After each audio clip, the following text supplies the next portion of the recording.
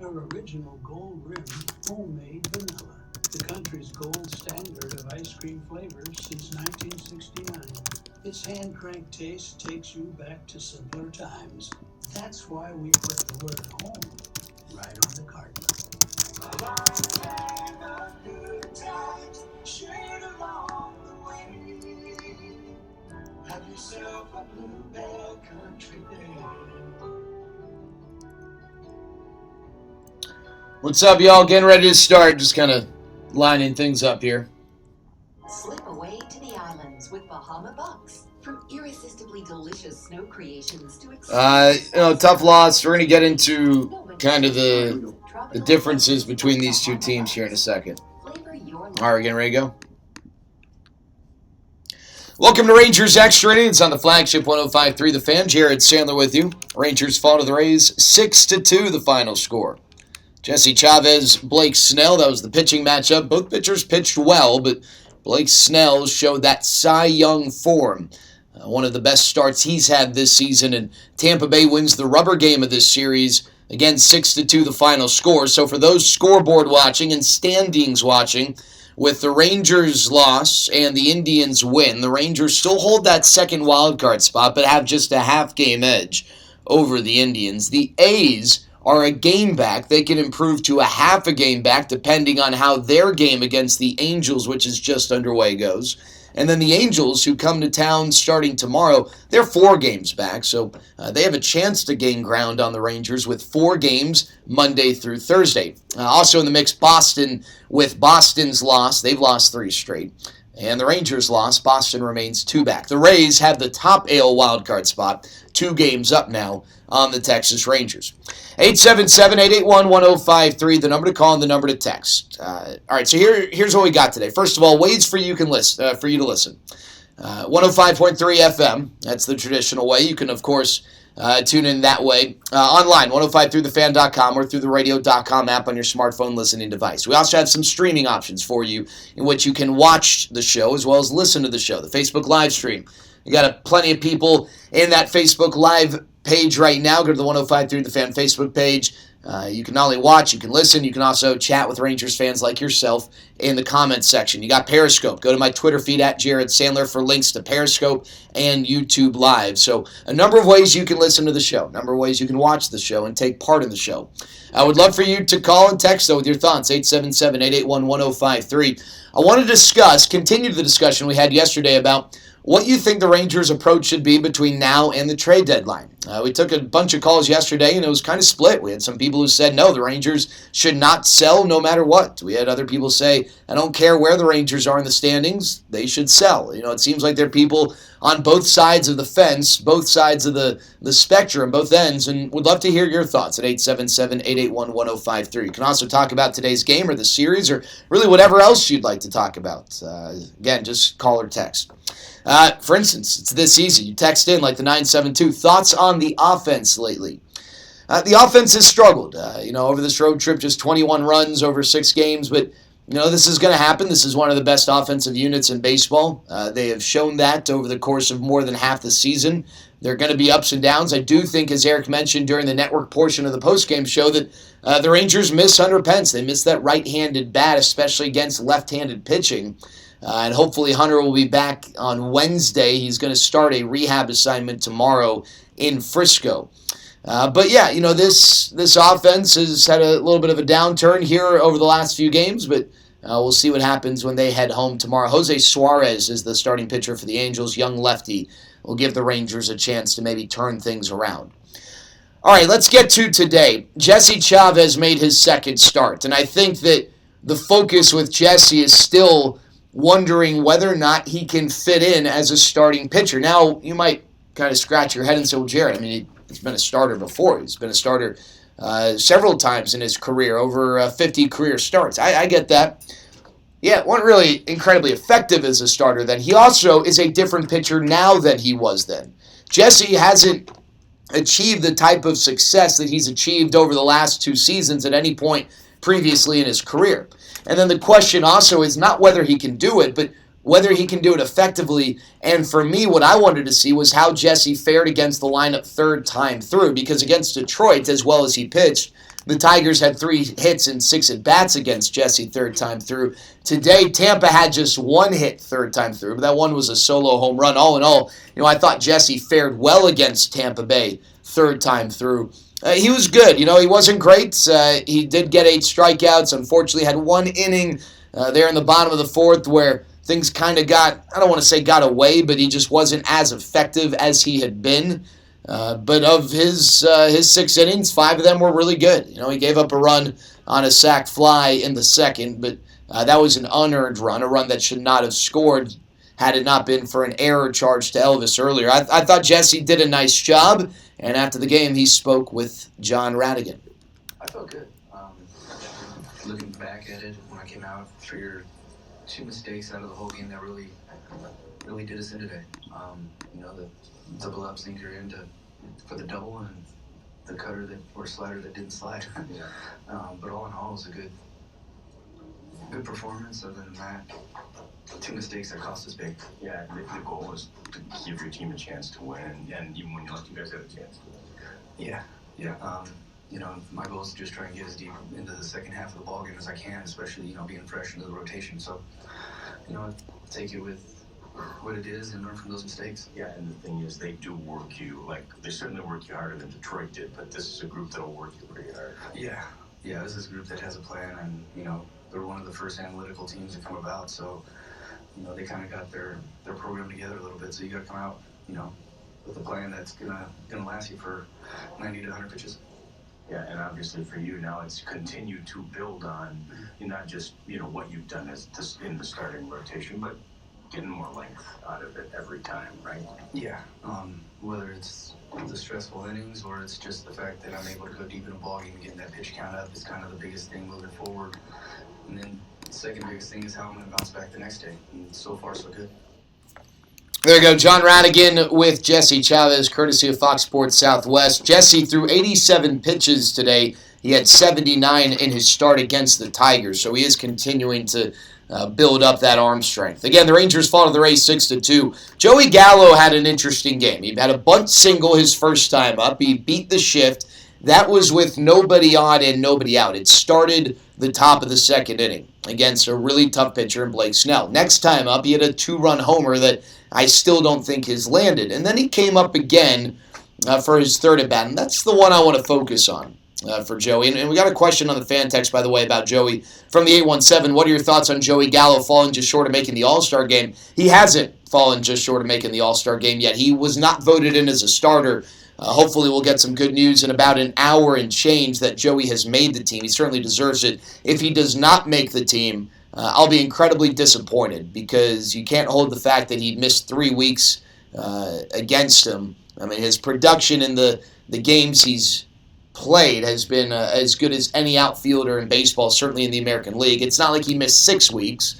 He missed a fraction of the season. The season's been going since late March into April, May, June. That's about 12 weeks or so, 12, 13 weeks. He's played more than 75% of the season. So he definitely deserves it. I think he'll get it. But if he doesn't, that'll be a big disappointment, because Joey absolutely deserves being an all-star. All right, want to get to his 3rd at-bat. This one's an interesting one. I'm not on Team Bunt. I don't mind Joey bunting occasionally when they've got 4 outfielders against him, against a really tough pitcher. I don't mind the bunt there in the 1st inning. I still think I'd prefer for him to swing away, or I guess let me backtrack. Had he swung away, I don't think I would have been upset. But hey, he bunted, it worked, good. That's fine. If he wants to show it occasionally, that's great. But I don't want Joey to fall into the trap of, hey, it worked once, let's do it a ton. And I thought that his at-bat in the 7th inning was not the right time to bunt. The Rangers are down 4-2. Elvis singles off of Chaz Rowe, and then Colin Poche replaces Rowe. Gallo struck out yesterday against Poche, facing him today for the 2nd time. And Gallo gets credit for a sacrifice bunt, but he was bunting for a hit. Now, if he successfully bunts, then the Rangers have 2 on with nobody out, down by 2. I get that. But the Rays bullpen is one of the best units in Major League Baseball. They don't give up a lot of hits. And I think with Joey already having hit a home run and with how well he's swung the bat since coming off the injured list, I think I would much prefer Joey swinging away. If he strikes out and Elvis stays at first, then so be it. But I think I'd take the chances of Joey drawing a walk or getting an extra base hit, getting a base hit of any kind, maybe hitting a game-time home run. I don't like Joey taking the bat out of his hands in that situation. I think it's a learning moment for Joey. I think he is obviously open to bunting occasionally, as he's shown, and I think that's a good thing. Every once in a while, every so often. Doesn't have to be once every blue moon or once in a blue moon or whatever the saying is. Maybe a little more frequently than that, but I don't think it's something that he needs to do, once a game or once a series. And when he represents the tying run, tying run, especially late in the game, I don't really want Joey. Giving up the at-bat to drop down a bunt. But learning moment, and it'll be interesting to hear what Chris Woodward and Joey Gallo both say about it, either today after the game tonight or tomorrow when we get a chance to talk to them in Arlington. All right, 877-881-1053, the number to call, 877-881-1053, the number to text. Just another thing here quickly. I thought Brett Martin did a nice job. I know he got himself in a bit of a jam. Martin pitched one scoreless inning, gave up a couple of hits. But I really like the poise that Brett Martin has showed. He's not going to be perfect here in his rookie year. All right? We're not talking about Aroldis Chapman bursting onto the scene with 100-mile-an-hour heat. All right, I know that we like to think of rookies that just thrive and think every rookie should be able to thrive if they're good enough, but not everyone is of that elite level. And Brett Martin is not an elitely talented pitcher by any means. He has a chance to be a really good reliever, though, and I think the poise he's demonstrated as a young kid in his first Major League season has been impressive. First and third, gets out of the jam. First and third, 1 out, 3 strikeouts. I like seeing that. He's been effective against righties and lefties here of late. Brett didn't get off to the best start this season. He's been much better here lately, and I definitely like seeing that. So hats off to Brett Martin. That would be a big add for the Rangers bullpen. Not that Brett has recently been added to the mix, but just the fact that his improvement has allowed him to pitch in higher leverage situations. That's been nice. So Brett Martin with a nice day today out of the Rangers bullpen. Again, the Rays over the Rangers 6-2. I want to kind of compare these two teams when we come back. I'd also love to hear from you at 877-881-1053, 877-881-1053. What are your thoughts on the Rangers right now? What would you like to see them do between now and the trade deadline? Do you want them to buy? And if so, what would you like them to pursue? Do you want them to sell? Are you unsure? Let's talk about it, as the Rangers are in the middle of a playoff push, but they also have big picture things to consider. Again, 877-881-1053, 877-881-1053. We'll continue the conversation. Plus, I'll share my thoughts on how the Rangers and Rays stack up next on 105.3 The Fan. Ooh, that's a strike. What's up, y'all? We like baseball. You like baseball, right, Roy? Oh, I love baseball. Well, do you get held up by the third base coach quite often in the bedroom? There's been a few times where I've been stuck in the dugout, I will admit. But the problem is she's not willing. It's your equipment. You're going up to the plate with a broken back. Yeah, you didn't know you were. All right, whatever questions y'all have, I'm happy to answer right now during this break. Just a reminder, got Frisco Rough Riders baseball tonight on Fox Sports Southwest at 6 if you'd like to watch. It's a better value, same active ingredients as those other pills, like the blue pill. You don't have to go to the doctor. There's an online doctor that prescribes it for you. And Roy, you don't have to go to the pharmacy to pick it up. One of my favorite parts about it, Choppy, the discretion. Oh, Sam Huff is at least a year away, maybe 2 years. That secret all to yourself, baby. First order's free, $5. All right, but you're not going to see him in 2019. Yeah, next year, 2021. I'm with Paul Kruger tonight. He's the director of minor league operations for the Rangers. That's nothing compared to getting the big win yourself. There's only one sports bar in the Metroplex where you can win big. The bar in Brooklyn Lone Star Park, where you can bet on your favorite horses and the biggest races, all simulcast in glorious HD. Plus, with an amazing menu of food, draft beer, and wall-to-wall sports, you'll be in heaven. So stop watching others win and come get a win yourself. The bar and book at Lone Star Park. Appreciate y'all joining on Periscope. I know, let's see if we got any Periscope questions. Give me a second.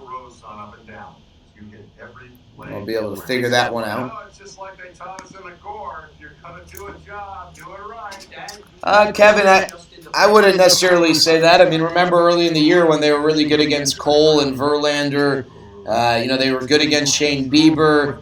They did okay against Mike Clevenger. They ran into a really good start yesterday from McKay, and Blake Snell's kind of due for an uptick, and he showed why today. But, this team actually, in my opinion, has been pretty decent against good pitching. Just of late, their offense against anyone hasn't been that great.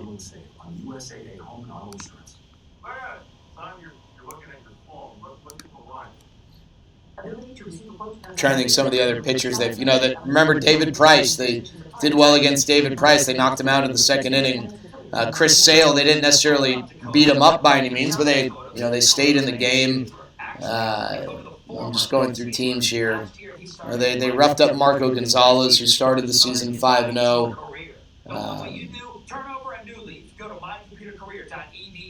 Trying to think like other pitchers they've faced. Well, they picked him up. I mean, he has to be added to the 25. They claimed him off waivers. Welcome back to Rangers Extra Innings on the flagship 105.3 The Fan. Would love to hear from you at 877-881-1053, 877-881-1053. Do you want to buy or sell? What would you like this team's approach to be?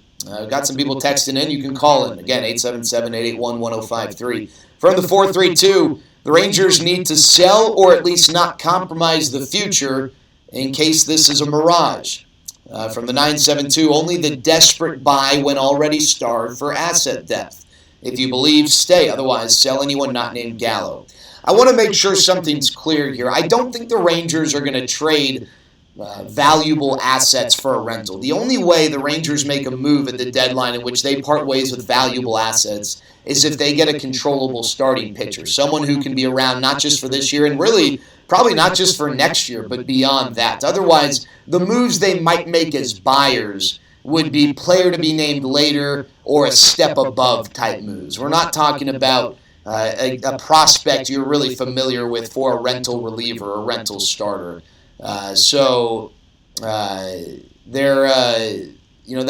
kind of where they are. It's really, the question is, really, if you want to boil it down to a simple yes or no, should this team trade Mike Minor?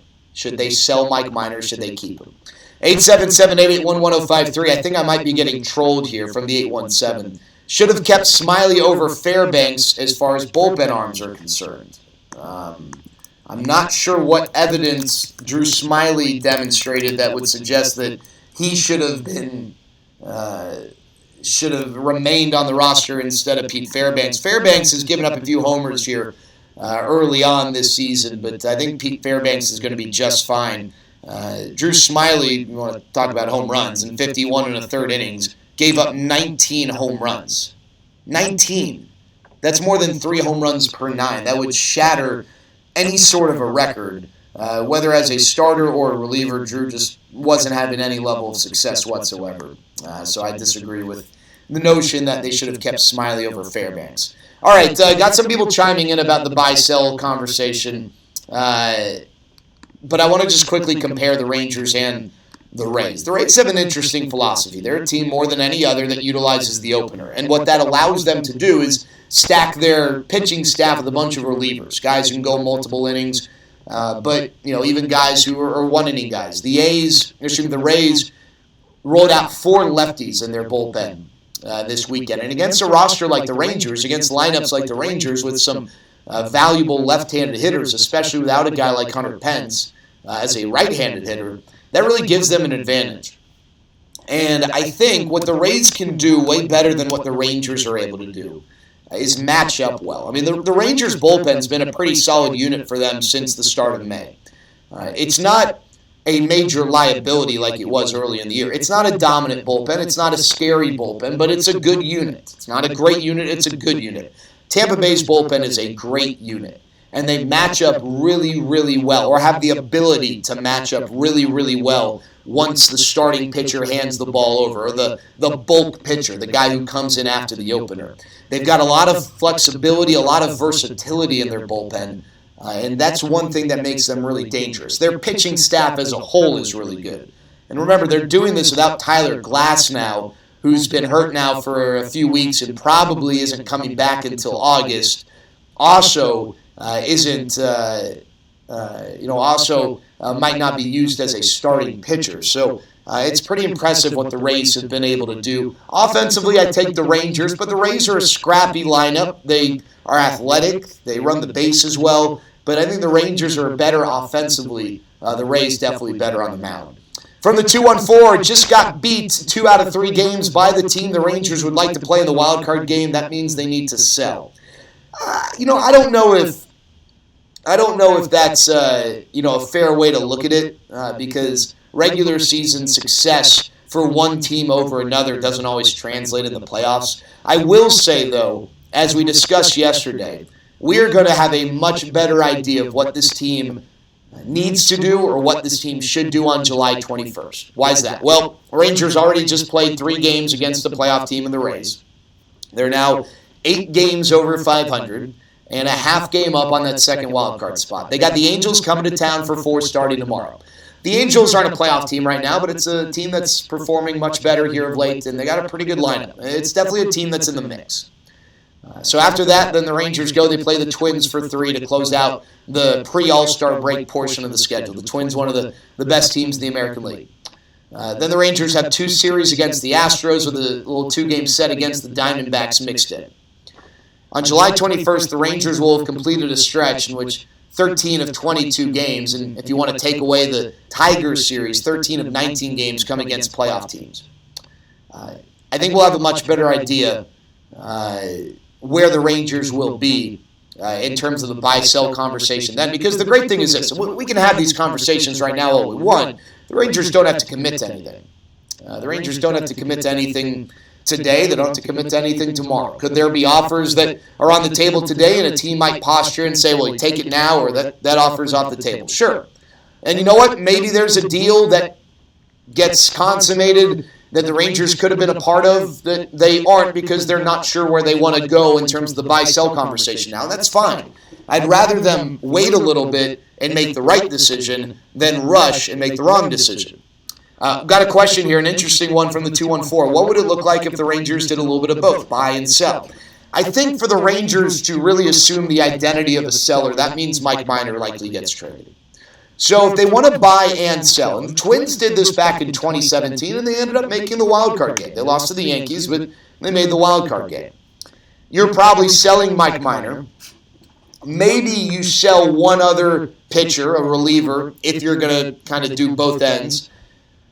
And then you add some relievers at low cost. Now, I think if I really were to carve out a true buy-sell hybrid, it's likely Mike Minor is who you sell, and that's it. And then you acquire starting depth and you acquire bullpen depth for, like I said earlier, cash considerations or players to be named later type deals. Those are the guys who I think you would see getting traded. We're talking about guys not in the top 15, not in the top 20 of the Rangers prospect rankings.